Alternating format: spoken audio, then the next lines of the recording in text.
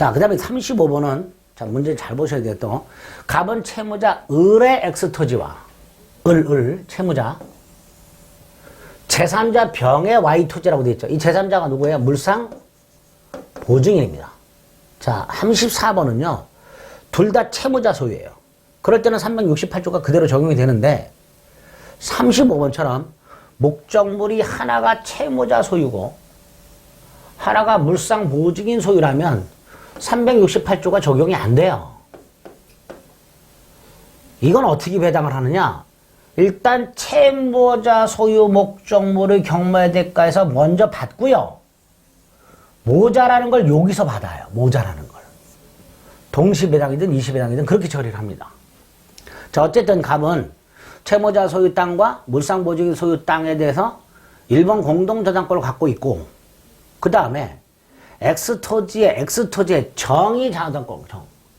이때 정은요, 을의 토지의 저당권을 갖고 있으니까 을에게 돈을 빌려준 거예요.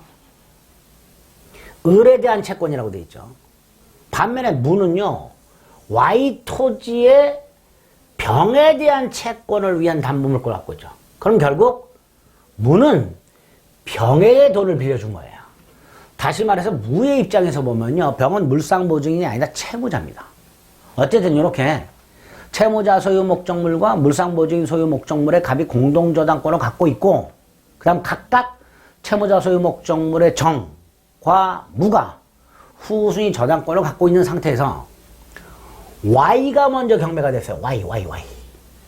Y가 경매됐고 배당금이 5천만 원이 나왔는데, 당연히 5천만 원은 갑이 다 가져가겠죠. 갑이 선순위였으니까. 문제는 나중에 X토지가 매각이 될 때 이 매각대금 중 4천만 원이 배당이 될 때 이 4천만 원을 누가 가져가느냐의 문제가 생깁니다. 누가 가져가야 되느냐. 자, 생각해 볼 수 있는 사람이 누구예요? X토지 후순위권이 정이 있고요.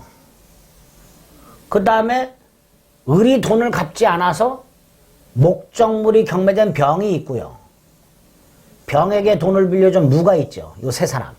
이 세 사람 중에서 누가 X토지 4천만 원을 가져가는가의 문제. 그게 35번 문제예요. 복잡하죠?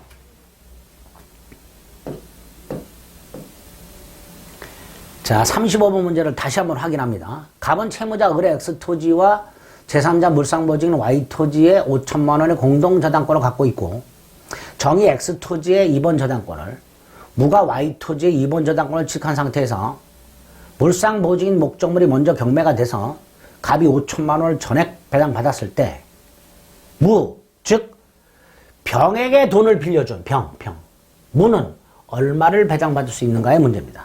자, 이게 이제 이시배당이죠. Y가 먼저 경매됐으니까 여기에서 누가 돈을 얼마 받는가의 문제가 첫 번째고요. 두 번째, X가 나중에 경매가 되면 이 X 경매대가에서 누가 얼마를 배당받는가, 이게 이제 문제가 되는 건데, 368조에 의하면 둘 다 채무자 소유라면 368조가 그대로 적용이 돼요. 그런데 하나가 물상보증인 소유인 경우, 이때는 좀 달라집니다. 판례 봅니다. 지금 우리 문제는 2번이죠. 물상보증인 소유 부동산이 먼저 경매가 된 거죠.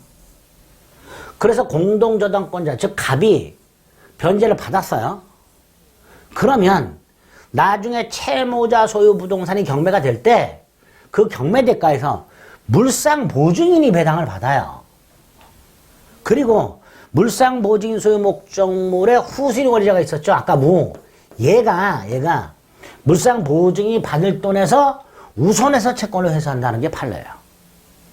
결과적으로 X토지가 경매가 될 때 Y토지 물상보증인 소유 후순위 권리자 무가 이 X토지 경매대가에서 제일 먼저 우선권이 있는 거예요. 자, 이때 무가 얼마를 배당받는가의 문제는 이렇게 처리합니다. X토지와 Y토지가 동시에 경매가 되었을 때 1번 저당권자 갑이 X토지로부터 얼마를 받을 수 있었던가의 문제가 그거 생각해야 돼요. 동시에 경매가 됐다. X토지가 4천이죠. 아까 Y토지가 5천이었죠. 동시에 배당이 되면 일단 갑은요, 채무자 소유 목적물 4천만 원에서 다 받고 모자라는 1,000만 원을 여기서 받습니다. 결국 채무자 소유 목적물과 물상보증 소유 목적물이 모두 경매가 돼서 동시에 배당을 할 때 갑은 채무자 소유 목적물 경매대가에서 4천만 원을 다 받아요. 그러니까 이게 동시 배당에 따르면 받을 수 있었던 금액이야. 그 금액만큼을 나중에 무가 배당을 받게 됩니다. 그게 2번입니다. 1번 보세요. X토지가 먼저 경매가 되면 갑이 다 받고 그 X토지 후순위 권리자였던 정은 나중에 물상보증인 소유 목적물이 경매될 때 우선 변제를 받을 수가 없습니다.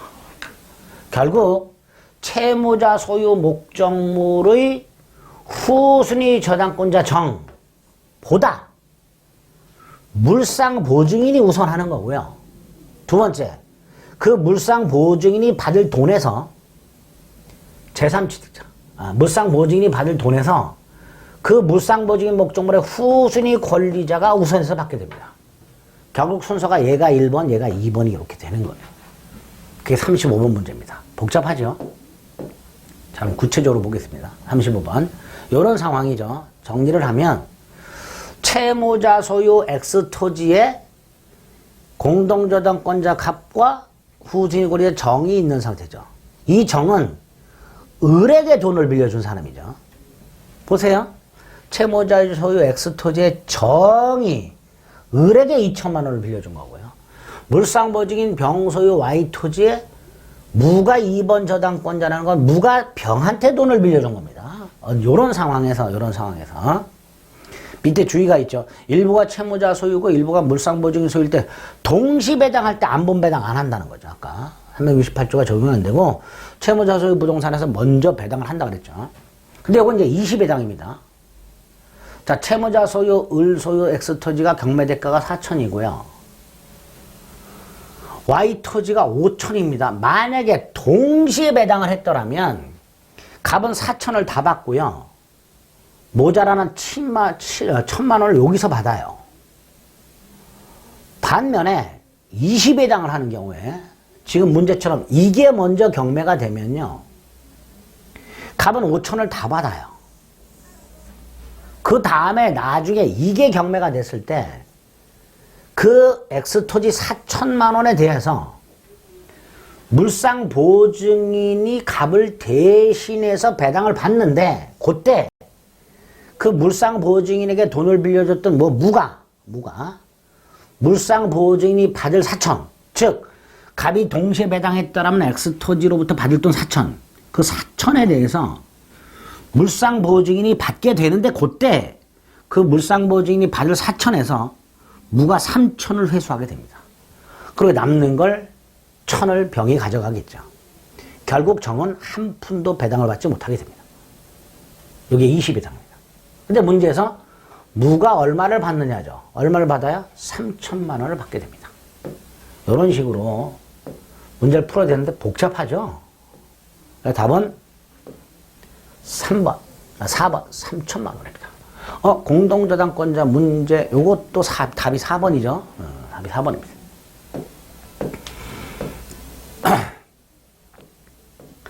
그럼 이제 36번이 문제인데요. 이 36번은 갑은 을에게 1억 원을 대출해주고 을 소유 X토지, 채무자 소유의 X토지와 Y토지에 관해서 채권 최고액 1억 2천만 원으로 하는 공동 근저당권을 취득한 거예요. 채권 최고액이라고 하면 여기는 공동 저당권이라고 되어 있지만 실질적으로는 공동 근저당권이고요. 근저당권은요. 이 채권 최고액의 의미를 기억하세요. 이게 우선 변제 한도예요. 목적물 경매대가로부터 근저당권자가 우선 변제 받을 수 있는 최대 한도가 1억 2천만 원이라는 뜻이에요. 그러면 그 공동 근저당권자 갑이 X를 먼저 경매를 넣어서 8천 우선 변제 받았죠. 최대 1억 2천만 원까지 우선 변제를 받을 수 있는데 X에서 8천을 받았으니까 나머지 Y토지로부터는 얼마를 받을 수 있어요? 최대 4천까지밖에 못 받죠. 자, 이후 정의 신청한 경매 절차에서 Y토지가 2억 원에 매각되었고 갑의 채권은 원리금과 연체이자 등을 포함해서 경매 신청 당시에는 5천만 원이다. 매각되고 만날 시는 5,500만 원이다. 자, 이걸 왜 넣냐면 근저당권자의 채권액은 채권이 증감 변동합니다. 뒤에서 볼 때. 근데 채권을 배당하려면 채권액을 확정져야 되잖아요. 얼마인지. 그 근저당권자의 채권액이 언제 확정이 되는가? 근저당권자 스스로 경매를 신청했을 때는 신청 당시 확정이 되고요. 이렇게 후순위 권리자가 경매를 신청했을 때만 매각되고 완납 시 확정이 됩니다. 결국 갑에 남아있는 채권액은 확정액이 5,500만 원이에요. 그러면 갑은 이 Y토지 매각대금에서 5,500만 원을 다 받을 수 있는가의 문제가 생기는데 아니라는 거죠. 아까 8천만 원 배당 받았고요. 최고액이 1억 2천이니까 이게 우선 변제 한도라 그랬죠. 그럼 결과적으로 X토지에서는 4천밖에 못 받습니다. 답이 2번이죠. 자, 36번은 공동저당권 문제라기보다는 근저당권 문제입니다. 근저당권. 근저당권에서 최고액을 기억해야 되는 거예요. 최고액이 뭐예요? 우선 변제받는 한도. 그래서 이 36번은 아주 단순화시키면 갑이 우선 변제, 경매대가부터 우선 변제받는 한도는 1억 2천이다. 그런데 X토지에서 이미 8천을 받았다. 그럼 나머지 Y토지에서 최대 얼마 받을 수 있나? 1억 2천에서 8천을 뺀 4천까지만 우선 변제 받게 됩니다. 그래서 이 두 번째 요거는 여러분들 현혹시키는 거예요. 수험생들 현혹시키는 지문에 불과합니다. 근저당권은 채권 최고액의 개념만 알고 있으면 이렇게 문제가 나오더라도 얼마든지 풀 수 있습니다. 다만 이제 수험생들이 시험장에서 이걸 읽을 힘도 없고요. 읽었을 때 문제를 파악할 수도 없습니다. 제대로 파악이 안 됩니다. 다만 좀 전에 말씀드린 대로 최고액이 뭔가만 기억해 두시면 쉽게 풀 수 있는 문제가 됩니다. 최대 1억 2천만 원까지 우선 변제 받을 수 있고 8천을 받았으니까 나머지는 4천까지가 우선 변제 받는다. 이렇게 답을 풀 수 있으면 됩니다. 어쨌든 이 공동저당 문제는 문제 자체가 굉장히 길지요. 그래서 조심해서 푸시되 시간이 남을 때 푸셔야 됩니다.